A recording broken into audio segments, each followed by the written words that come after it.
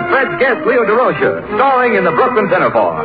Consul Hopper, Minerva Pius as Mrs. Nussbaum, Alan Reed as Falstaff Openshaw, Parker Fenley as Titus Moody, the DeMarco sisters, and Al Goodman and his orchestra. And if you look on Senator Craghorn's birth certificate, you'll find my name, Kenny Delmar. This past week, ladies and gentlemen, all New York has been flocking to the National Aviation Show. Tonight we can't bring you one of the Wright brothers, so we bring you a wrong guy. And here he is, Fred Allen.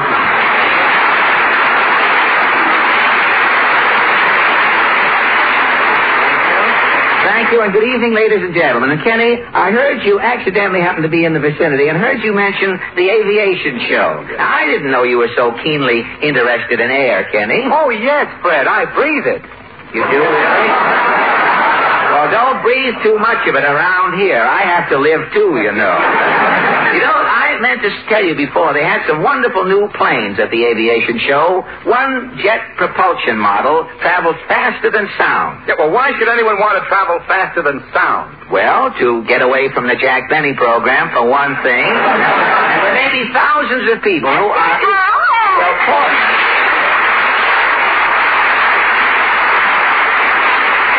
Portland, I haven't heard Lowell Thomas lately. What's new? Frank Sinatra went up to the UN meeting last Tuesday. Oh, the UN meeting? I guess Frankie wanted to explain harmony to the delegates up there.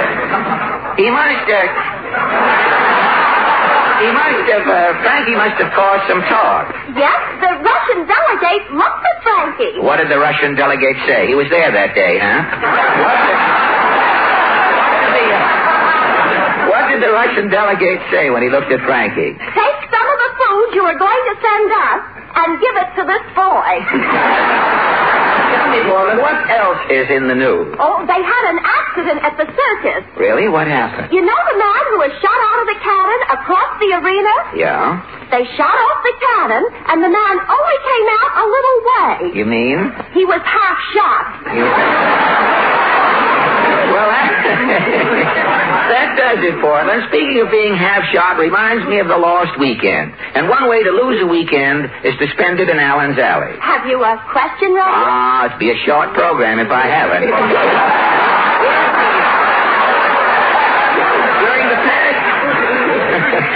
During the past week, Portland, Mayor O'Dwyer and the city police have arrested hundreds of bookmakers and pinball machine operators. And so our question tonight is, what is your reaction to this new drive on gamblers and gambling?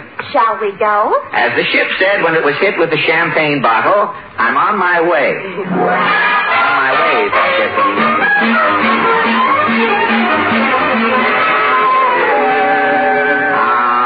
It's so restful down here in Allen's Alley, Portland. The senator's home all right. Look, there's a peanut oil lamp burning in his window. Now, let's knock. Somebody knock. Yes, I know. Craghorn's the name, Senator Craghorn. I know your name. I got a story for you tonight, son. What story? That's about the Southern cannibal. She divorced her husband. He was always eating Georgia crackers in bed.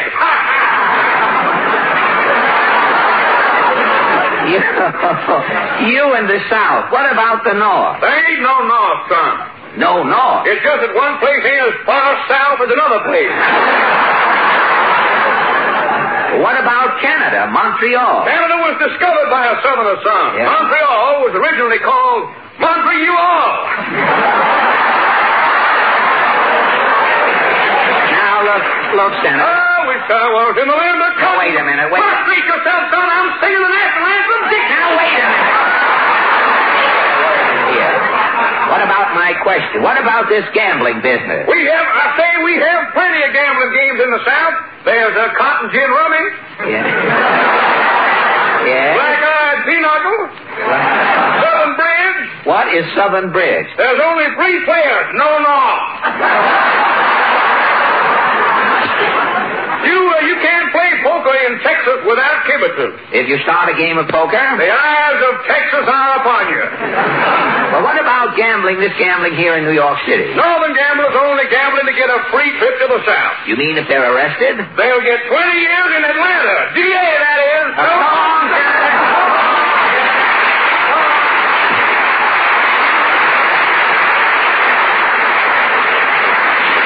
Well, the senator sure isn't fine settled tonight. Well, let's see what Mr. Moody is up to. Howdy, Bub.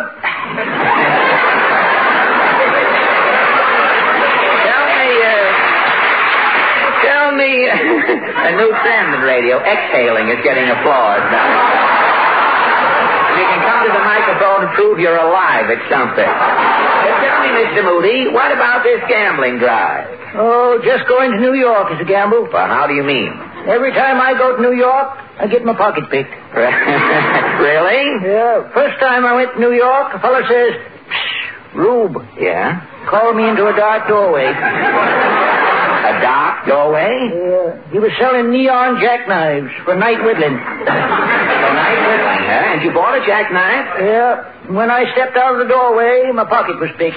Well, did you come to New York again? Yeah.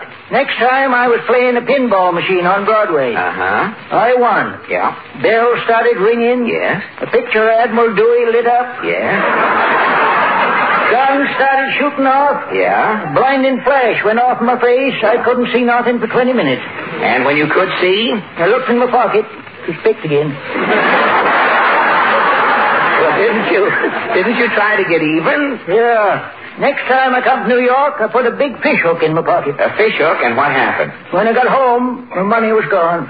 Yes? In my pocket, on the fish hook, was a flounder. Well, I guess that finished you with New York, Mr. Moody. No, sir. I went again last week. I was prepared. Yeah? I cut the bottoms off all my pockets. Ah, pickpockets didn't get anything this time, eh? They didn't, eh?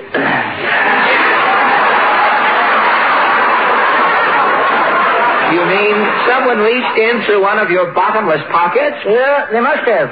Because when I got home, Yeah? my underwear was gone.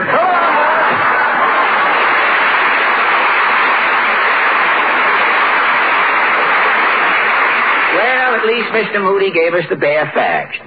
Oh, well, let's try this next door here. No? Ah, Mrs. Nussbaum.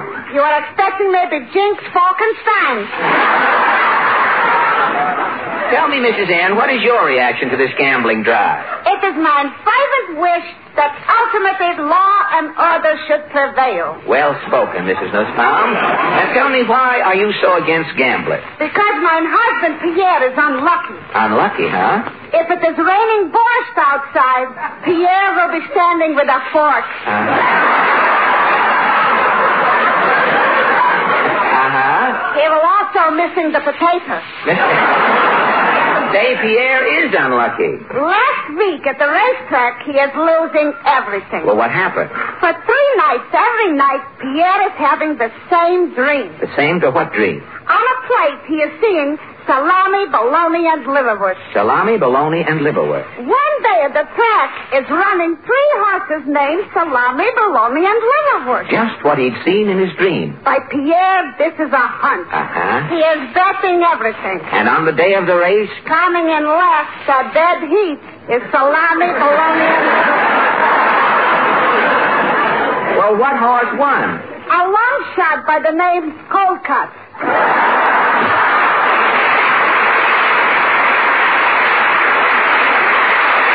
Well, that leaves us this little chromium Quonset hut at the end of the alley. I hate to think what a knock here is going to start. 6 cents at all, Gloria Monday. Falstaff says, so you know it's Sunday. Ah, Merry Man Openshaw. You have new poems up your tattered sleeve? Oh, yea, sire. Have you heard? Mother gave father a withering look when she finished the first chapter of Errol Flynn's book. Now, wait a minute. Never mind those tired titles tonight. We're discussing the gambling drive here in New York City. Precisely why I confront you. I get it. And what is your gaming poem called? One word I have for gamblers. One word. How does it go? One word I have for gamblers. I'll shout as is my wont. The word I have for gamblers is, if you feel like gambling, don't.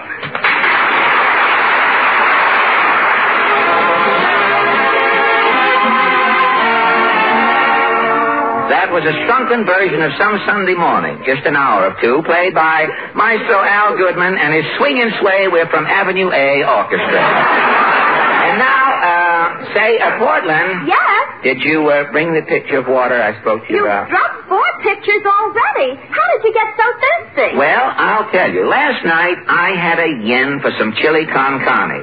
I left the house and started out to look for one of those Mexican lunchrooms.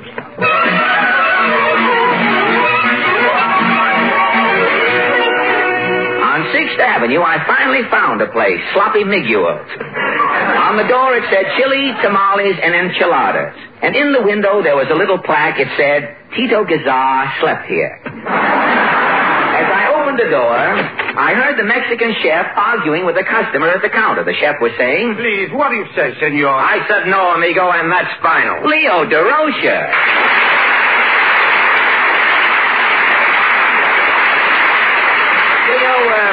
Leo, what's the trouble? Oh, it's nothing, Fred. I came into this joint to get a bowl of chili. Yeah? And this guy wants to sign me up for the Mexican League. He wants you to play baseball in Mexico? No, he wants me to sell hot tamales in the grandstand. Oh, fine. He says all I have to do is holler chili in the middle and Tabasco on top. Well, down in Mexico, the fans probably throw tequila bottles. Tequila? I'd love to give those guys a Mickey. Well, you did, Leo.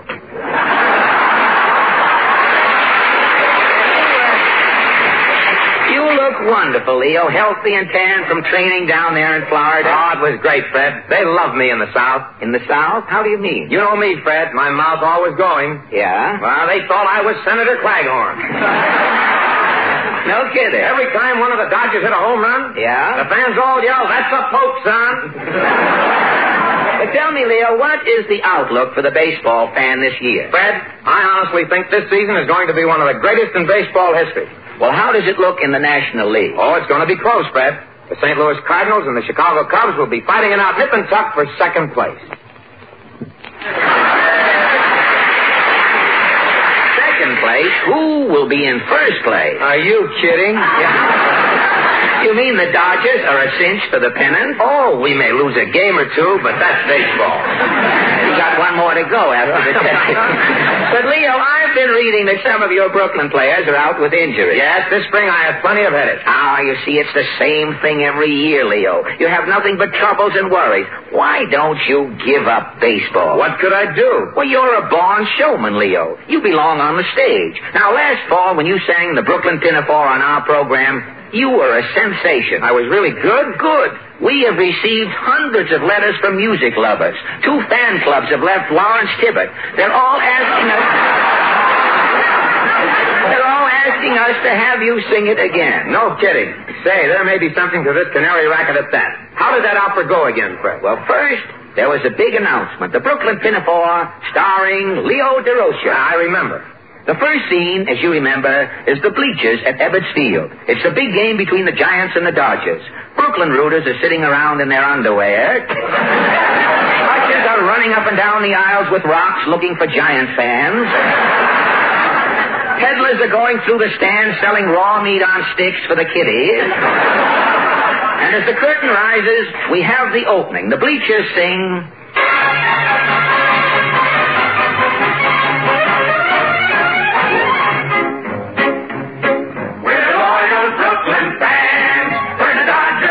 We'll go bottles from the stand, and when soda's hot, we're wiping.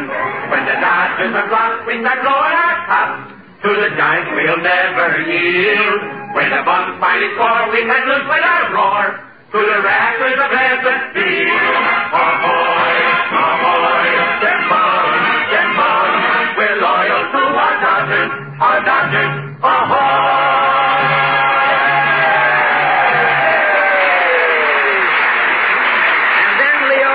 The Dodger team runs out on the field. The stands break into a cheer.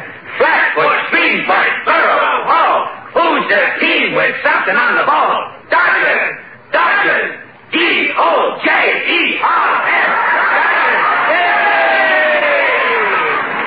And then, Leo, you run out of the dugout. I come on? Yes. You stand right near home plate. Now, the rest of the team kneels around you in a semicircle. The infielders have lavender bats. The outfielders have mandolins with pussy willow picks. The crowd quiets down as you step up to the microphone and sing.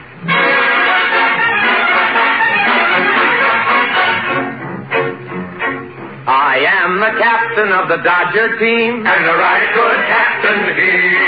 I am quiet and subdued, and they say a little crude, but I frighten rather easily. He is quiet and subdued, and they say a little crude, but he frightens rather easily. Bad language and abuse I never use. No one do I intentionally hurt. Though heavens I may occasionally say, I never call an umpire jerk. What, never? No, never. What, never? Well, hardly ever. He never calls an umpire jerk. So give a cheer and give a shout for the Dodger captain with a big loud mouth. So give a cheer and give a shout for the Dodger captain with a big loud mouth.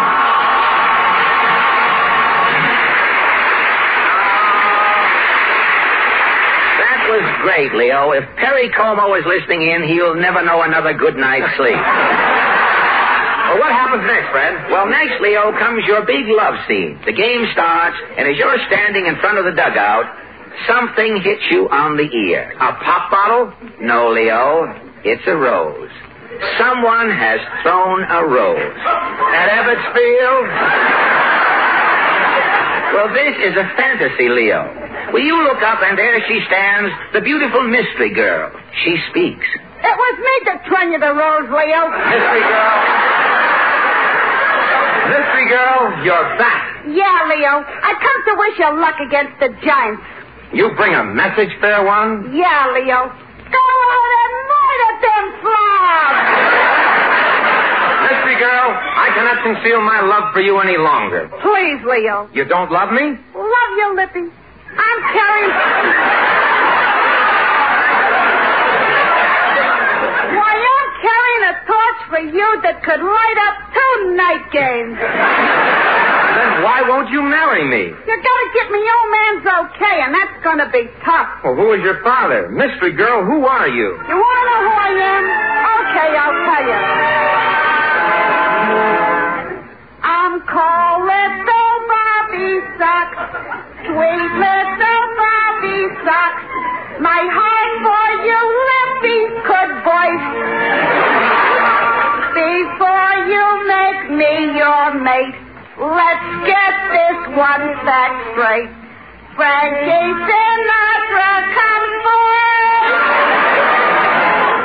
I'm sweet little Bobby Socks, dear little Bobby Socks, but I'm not getting younger, you see.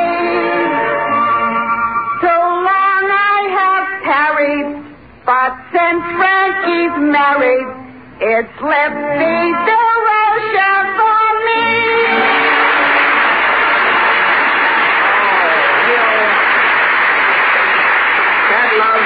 That love scene will make people forget Mr. Anthony and Cleopatra. Wallace, Beery, and Lassie couldn't have done it any better.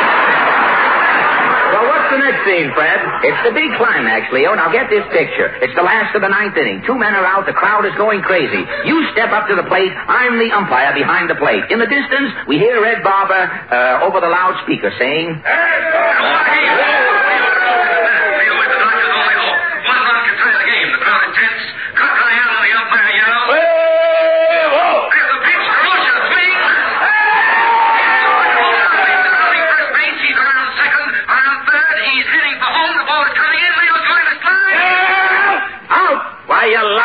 Safe a mile.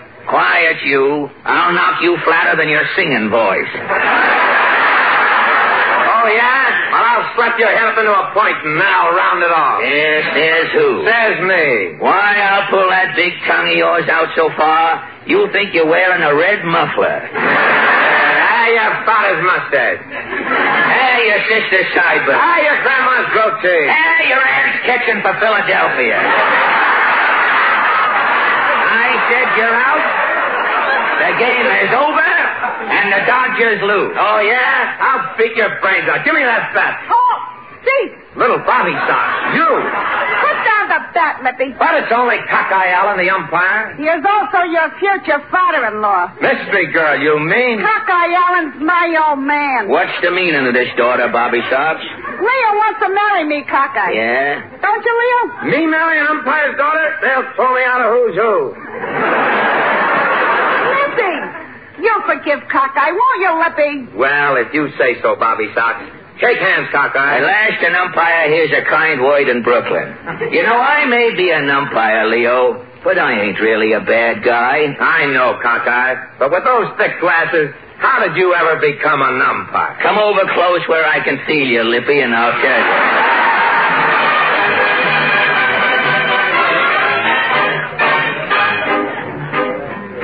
When I was a lad, I could not see a hand held up in front of me. In spite of how I squint and peer, I couldn't tell my father from my mother, dear. My eyes were oh so very, very weak that now I am an umpire in the National League. His eyes were oh so very, very weak that now he is an umpire in the National League. As the years went by, I grew up a schnook. My eyes were so bad I couldn't read a book. The army took me, but they sent me back. I tried to kiss the general because I thought he was a whack. I'm still half blind with no physique. That's why I am an umpire in the National League. He's still half blind with no physique. That's why he is an umpire in the National League. As an umpire, I gained great fame. I called a player out who wasn't in the game. Another decision which you may have heard, I'm the guy who made Greenberg stay on third. My life is a failure, I'm up the creek. That's why I'm an umpire in the National League. His life is a failure, he's up the creek. That's why I am an umpire in the National League.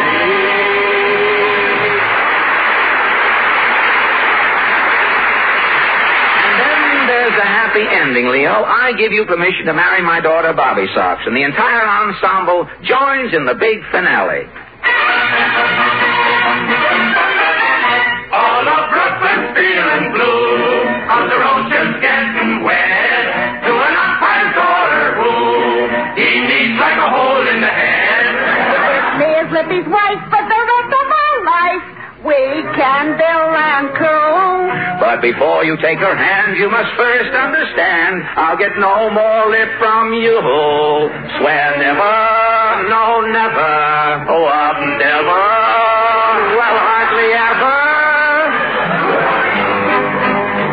My lip I will button up when you say batter up. Even though games you will rob, I'll be ever discreet, so tender, so sweet, and soon I'll be out of a job. So give 3 cheers and 1 cheer more for the Dodger captain who won't cross no more. So give 3 cheers and 1 cheer more for this conclusion of Brooklyn That Allen Show next week will have Cedric Hardwick as guest. This is the United Network.